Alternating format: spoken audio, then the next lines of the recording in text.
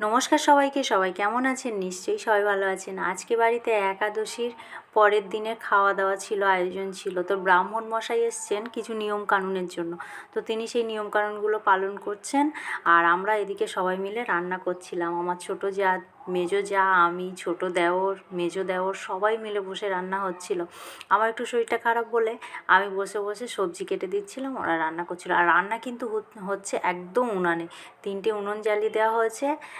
ছোটো জা ওদিকে বসে ভাত করছে, আর এদিকে মেজো জা আর ছোটো দেওর বসে তরকারিগুলো করছে। তো অনেক কিছু রান্না হয়েছিল, পনির হয়েছিল, আলু ভাজা, ডাল, বাঁধাকপির চচ্চড়ি।